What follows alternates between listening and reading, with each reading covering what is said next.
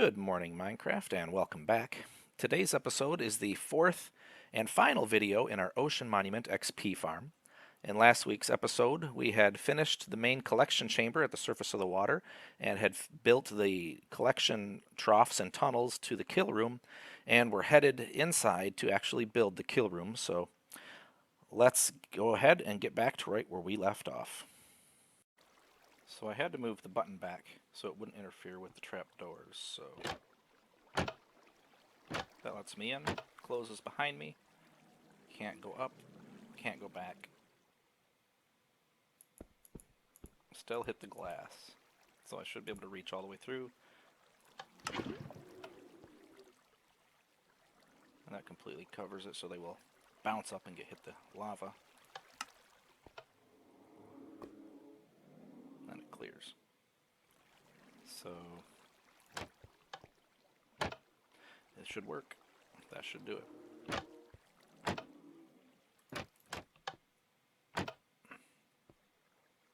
And then if you wanted to completely close it off, I guess you could do that. And then you can, if you're just worried about things, you can leave it on like that. Which is probably what I'm going to do. While, actually, I take that back. I'm going to leave it.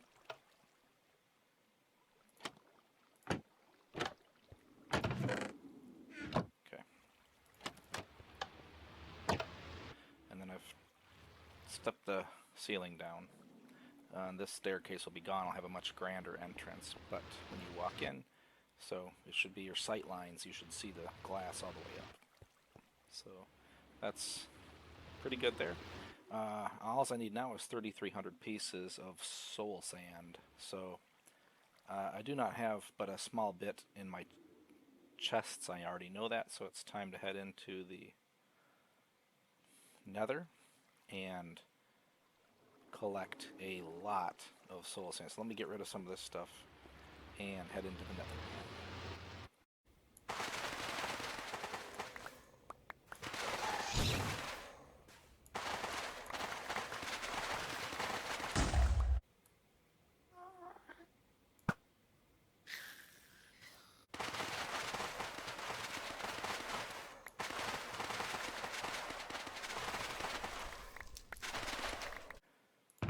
Okay, I got 2 boxes and this, so I have about 3,600.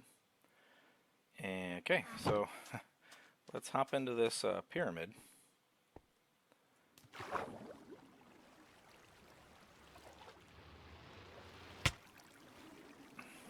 Alright.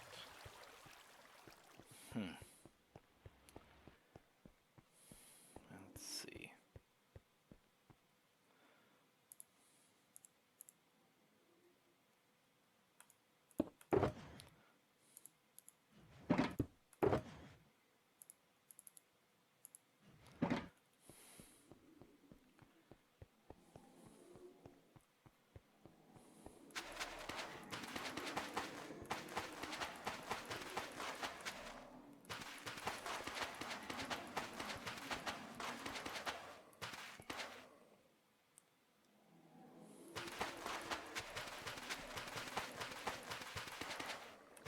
Okay, let's go.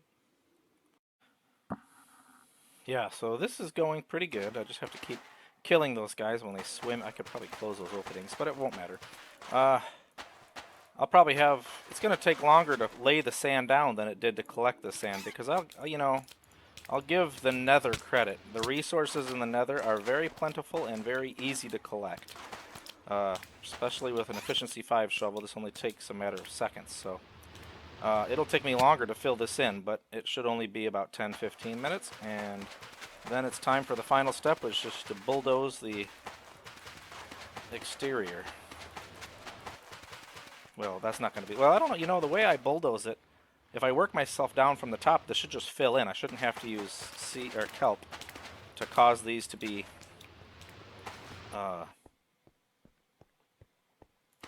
source blocks. We'll see. We'll see what happens. This could turn into a disaster, but... Alright, let's get this done.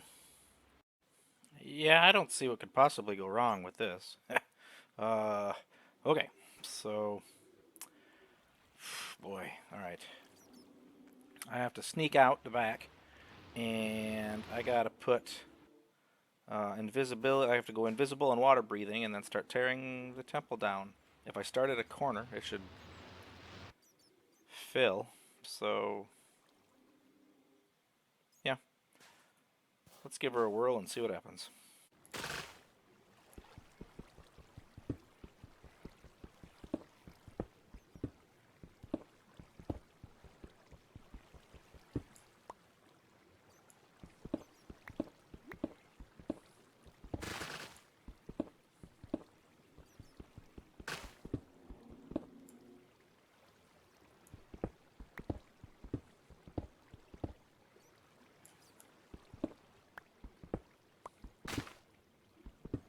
So far, it is working as planned. These should be just regular water blocks. They should cascade into each other as I take it out at the corner. Once I reach the very bottom, then all of this down here should convert to source blocks, and then all of this should start flowing or blasting straight up. So let's keep going. Okay. So if Minecraft physics do what physics do, when I break this block, this whole corner should become source blocks all the way up, all the way through, and this entire quarter of the pyramid should be active. Man, would you look at that? Oh, that is awesome. That is fantastic. It's exactly what was supposed to happen. I love it when the physics work out.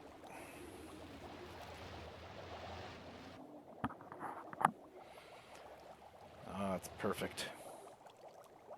Yep. It's just all the way up to the top where I was. Get off the screen. What do we got? 18 seconds. Okay, hang on a second. Invisibility.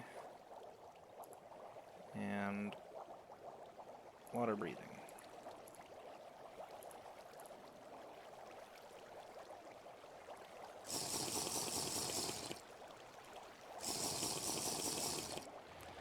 There we go. Okay. Look at that. I mean, perfect.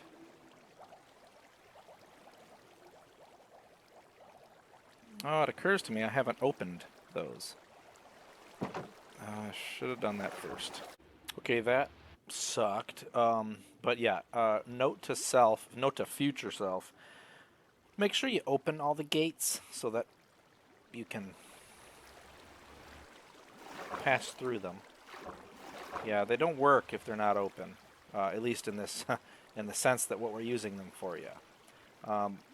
I have them all oriented the same way. Don't honestly know if that makes a difference, but there we go. So all those are open. So back to tearing the monument apart.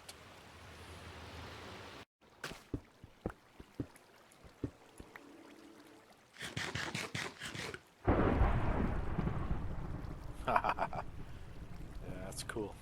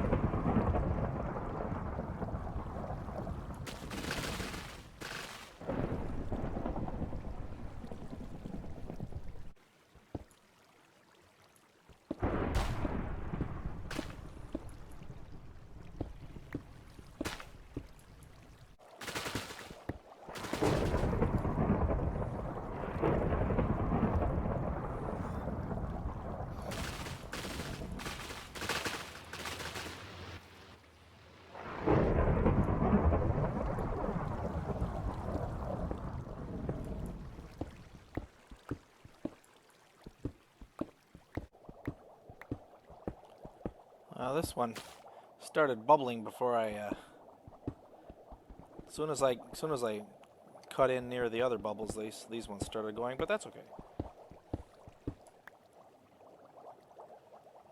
I'll take it. All right. Here we go.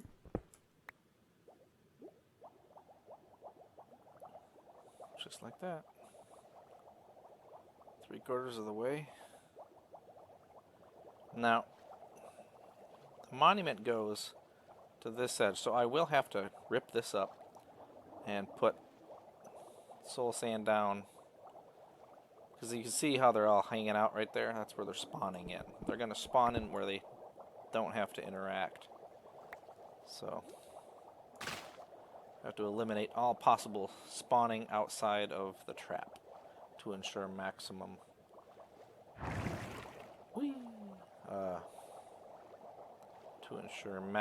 fishies.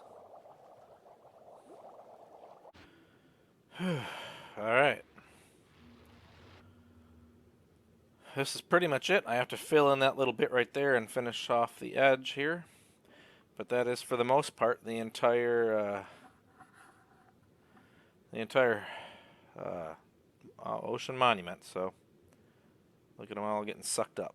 That's awesome. All right, here we go.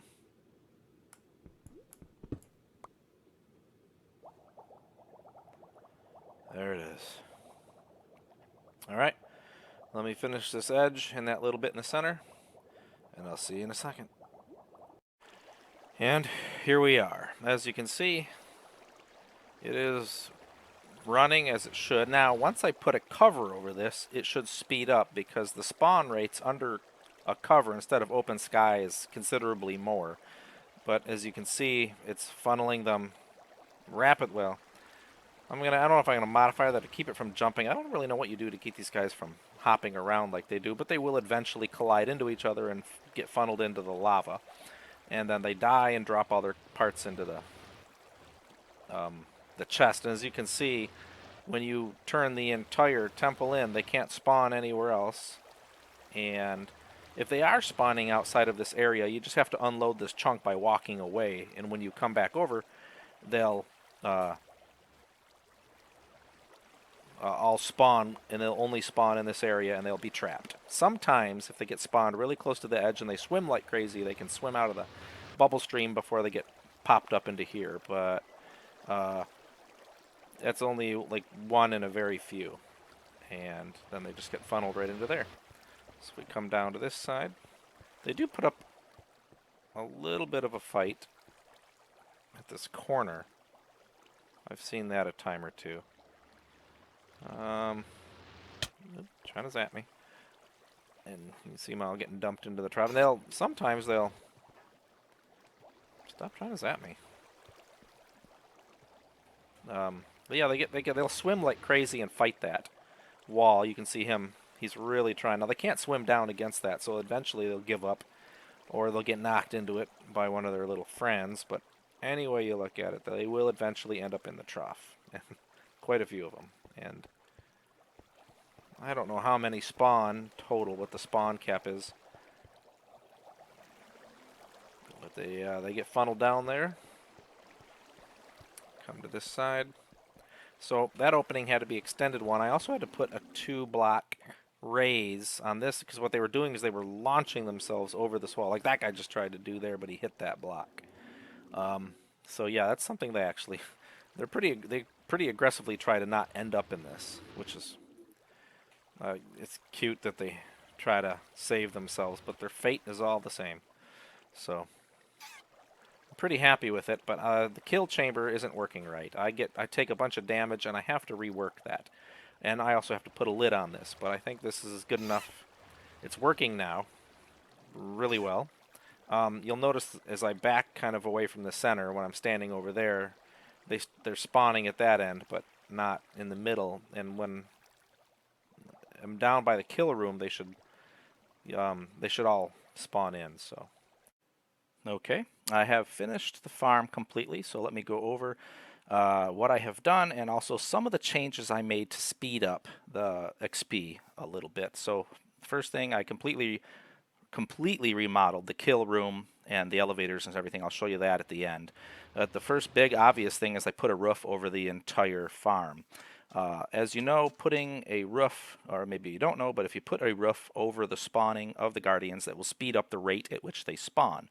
So since this covers the entire spawn area, the whole thing had to be under roof to give it the maximum spawn speed. So that was the first big thing I did to speed up the rate at which the guardians would spawn in. The second thing I did is I tinkered with it for a couple of hours to get them to cycle as quickly as possible. So the cycle time is from when they spawn in until they travel all the way through to the kill room and I kill them. Then they can respawn. They can't respawn until I kill them. So the quicker they get to the kill room, the quicker they can respawn, the faster I can make experience. So let me drink these potions here, and we'll go ahead and hop down and I'll show you exactly what I did. And just as a note, you don't have to like make your roof decorative like I did. You just have to cover the whole thing. Obviously half slabs to prevent spawning, and these are bottom half slabs to prevent spawning.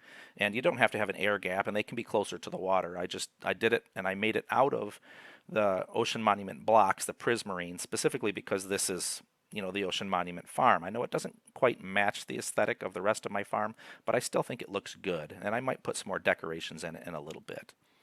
But let's head in and let me show you some of the big changes. The first and biggest change that made the most difference was removing this glass block. As the guardians travel down this, they kind of drift inside the gates a little bit.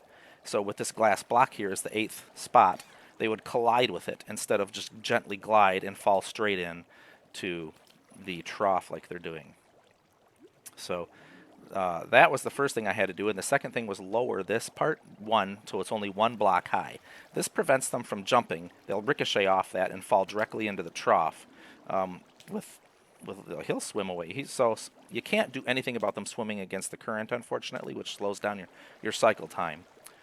You'd have to completely redesign this to figure out a way to prevent that from happening. But for the most part, they just glide right in. And they won't jump because they'll just hit themselves on that glass there. So it's only 1 high. And that 1 high transition was carried throughout the farm. If I come over here, you can see again that it's only 1 high.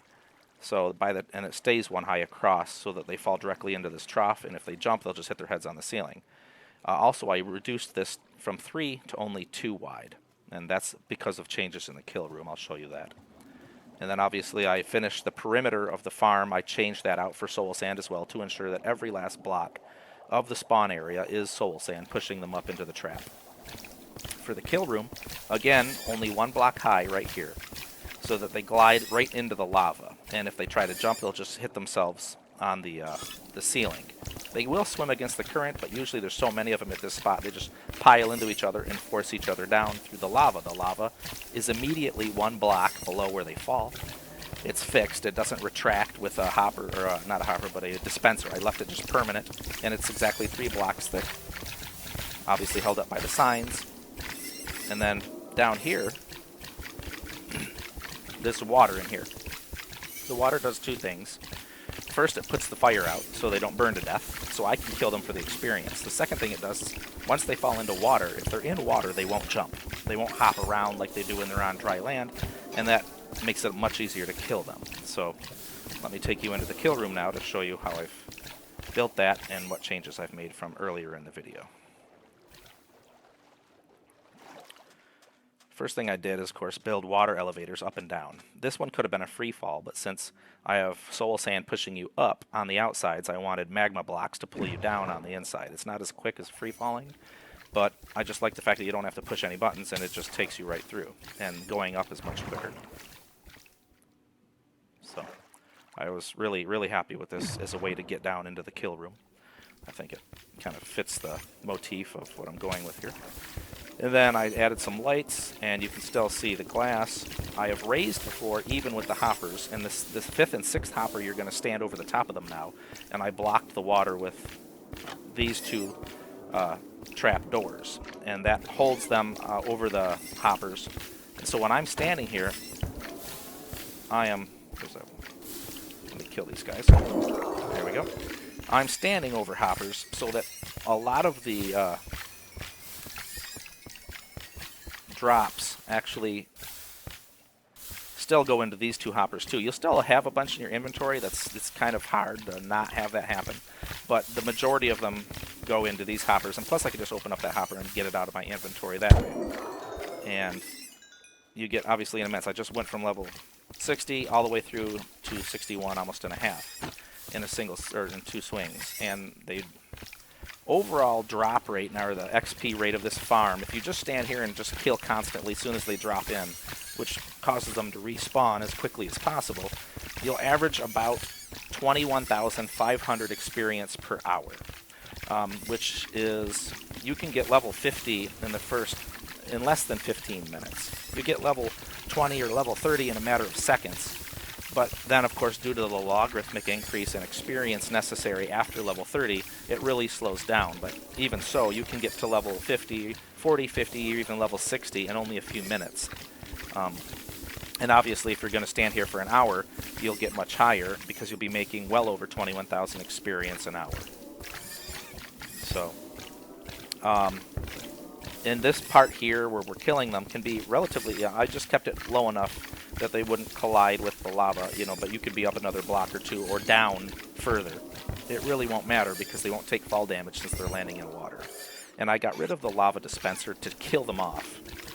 For one, because I want them to hold still in this water and they would be protected from the lava. But the other issue is that if I had lava here to just turn it on and walk away so that it would kill them, it would immediately flood my hoppers and my silos with prismarine shards and cod, because they drop a ton. And this is more for experience than for collecting the prismarine shards and making these sea lanterns and stuff. Obviously I have so much already, and they drop so many. So it is an absolutely awesome XP farm, and it works really great. And other than needing an entire forest of wood and a whole lot of sand, both of which are very easy to get, altogether I think I used just under 15,000 blocks to build the whole thing. But it's all sand and wood, and as means of glass, and there's some hoppers at the bottom here, but really there isn't a lot of, it's not a resource intensive as far as the complexity of the resources.